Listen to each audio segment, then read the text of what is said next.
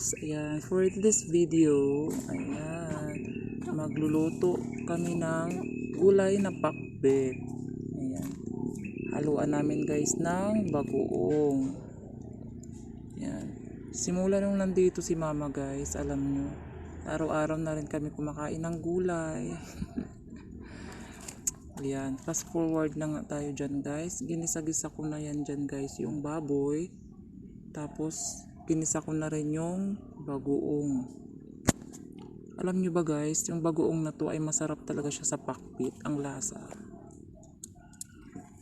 Ayan.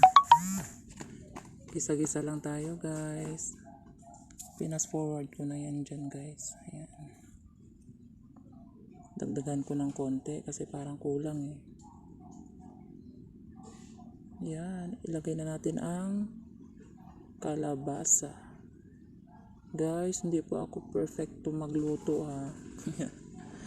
Patsamba po itong luto ko. Ayan. Gisa-gisa natin ng konti at sunod na natin yung ibang gulay. Yan guys.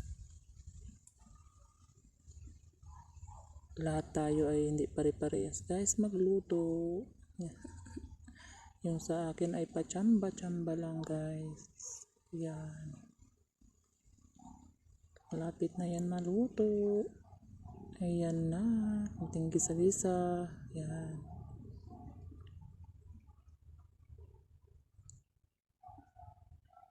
Ayan na guys. Paluto na siya. At ayun na, kunti na lang. Tinagdagan ko nga pala ng tubig dyan guys, ng kunti para medyo merong sabaw. Kunti. Ayan.